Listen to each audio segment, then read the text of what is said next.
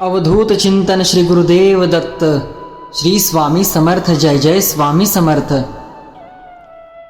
श्री गुरुचरित्रातील 5वा अध्याय।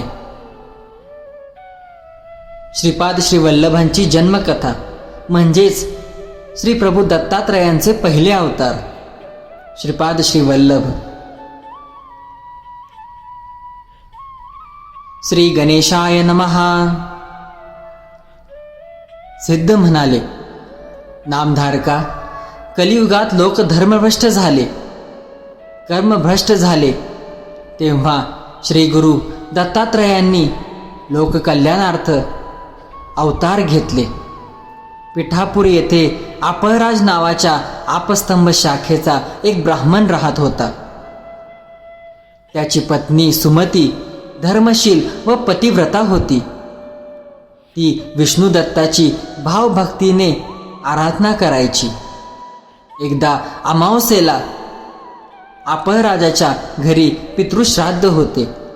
श्राद्धाच्या आमंत्रित ब्राह्मणांचे भोजन व्हायचे होते, तेव्हा दत्तात्रय प्रभू अतिथी रूपाने तिच्या दारी गेले। सुमतीने ब्राह्मण भोजनापूर्वीच भिक्षा घातली। ही तिची सेवा तत्परता पाहून दत्तात्रयांनी तिला 3 मुखे व 6 हात असे मूळ स्वरूपात दर्शन दिले आणि इच्छित वर मागण्यास सांगितले।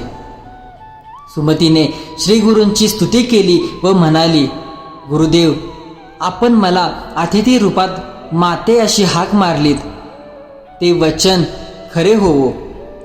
मला अनेक आपत्ती झाली, ती जन्मताच मेली। जे 2 पुत्र जगले त्यात एक आंधळा आहे तर दुसरा पांगळा आहे। असे पुत्र असून नसल्यासारखेच आहेत। माझा पुत्र तुमच्यासारखा महाज्ञानी, जगतवंद्य, देवांसारखा आणि परम पुरुषार्थी असावा अशी इच्छा आहे, ती तुम्ही पूर्ण करा। दत्तात्रय म्हणाले, माते, तुला अपेक्षित असाच पुत्र होईल। तो महातपस्वी असेल, तो तुझ्या कुळाचा उद्धार करेल, त्याची मोठी कीर्ती होईल। मात्र तुम्हाला त्याच्या कलाने घ्यावे लागेल। त्याचा शब्द मोडलात तर तो तुमच्याबरोबर राहणार नाही। सुमतीला वरदान देऊन दत्तात्रय अदृश्य झाले। हे वृत्त तिने पतीला सांगितले, तेव्हा त्यालाही खूप आश्चर्य वाटले। तो सुमतीला म्हणाला, दत्तात्रयांनी तुला माते अशी हाक मारली, त्या अर्थी तेच पुत्ररूपाने तुझ्या पोटी जन्म घेतील। आपले भाग्य आज फळास आले।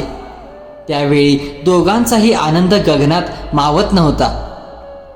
सुमतीच्या मनात थोडी रुखरुख होती। ती पतीला म्हणाली, नाथ, आज मी श्राद्धाचे ब्राह्मण जेवण्यापूर्वीच भिक्षा घातली, यात माझे काही चुकले का?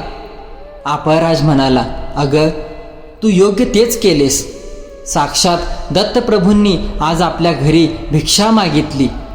त्यांनी तुला दर्शन दिले, वरदान दिले। आज आपले सर्व पितृगण कृतार्थ झाले। आता ते स्वर्गलोकी जातील। त्यानंतर काही काळाने सुमती गर्भवती झाली। तिने एका तेजस्वी पुत्राला जन्म दिला। ब्राह्मणांनी त्याचे जातक वर्तविले। हा पुत्र तपस्वी होईल, विश्वाला मार्गदर्शन करेल, याची जगद्गुरू म्हणून कीर्ती होईल। हे ऐकून अपहराज व सुमतीला धन्य वाटले। त्यांनी पुत्राचे श्रीपाद नाव ठेवले। श्रीपाद 7 वर्षांचा झाल्यावर पित्याने त्याची मुंज केली। मौजी बंधन होताच तो 4ही वेद घडाघडा म्हणू लागला। त्याने मीमांसा, न्याय, तर्क आदी दर्शनशास्त्रेही तात्काळ प्रगट केली। लोकांसाठी त्याला अवतारी महात्मा म्हणू लागले। त्याने आचार, विचार, कर्म, प्रायश्चित्ते, वेदांचा अर्थ, वेदांताचे रहस्य अशा अनेक विषयांचे ज्ञान लोकांसाठी प्रकट केले। श्रीपाद 16 वर्षांचा झाला, तेव्हा त्याच्या मातापित्यांनी त्याला विवाहाबद्दल विचारले। तेव्हा तो म्हणाला, मी तपस्वी ब्रह्मचारी आहे। योगरूपी श्री हीच माझी पत्नी, म्हणून मी श्रीपाद श्री वल्लभ आहे. लवकरच मी उत्तरेकडे जाणार आहे. ते ऐकून आपळराज व सुमतीला वाईट वाटले. दत्तात्रयांचे वचन आठवून त्यांनी त्याला विरोध केला नाही. ती दोघे म्हणाली, बाळा, तू आमची म्हातारपणीची काठी आहेस. तूच निघून गेलास तर आम्ही कोणाकडे आशेने बघायचे. तू आमचे दैन्य दूर करशील अशी आमची अपेक्षा होती. आता आम्ही काय करायचे? श्रीपादने त्या दोघांचे सांत्वन केले. तो म्हणाला, आई बाबा, एवढेच ना, मी आत्ताच तुमचे दुःख घालवतो. मग त्याने आपल्या दोन्ही भावांवर अमृतमय कृपादृष्टी टाकली. तर काय आश्चर्य, ते दोघेही अव्यंग, सुंदर व सुदृढ झाले. त्यांनी श्रीपादचे कृतज्ञतेने पाय धरले. श्रीपाद म्हणाला, तुम्ही मातापित्यांची सेवा कराल तर इहलोकी पुत्र पौत्रादिकांचे सौख्य भोगून शेवटी मुक्त व्हाल. ते सर्व पाहून आपळराज व सुमतीला आनंदाश्रू आवरत नव्हते. श्रीपादने त्यांनाही आश्वासन दिले, हे तुमचे दोन्ही पुत्र शतायुषी होतील. त्यांच्या घरी अखंड लक्ष्मी नांदेल. यांची मोठी कीर्ती होईल. यांचे वंशज वेदशास्त्र संपन्न, सदाचारी व प्रतिष्ठा प्राप्त असतील. मला साधूजनांना दीक्षा देण्यासाठी उत्तरेकडे जायचे आहे. अनुज्ञा असावी. मातापित्याच्या डोळ्यात अश्रू तरळत होते. त्यांना वंदन करून श्रीपाद क्षणार्धात अदृश्य झाला. तो गुप्त रूपाने काशीस आला. तेथून बद्रिकाश्रमास गेला. तेथे नारायणाची भेट घेतली. त्याला मी कार्यासाठी मनुष्य रूपाने अवतार घेतला आहे असे सांगितले.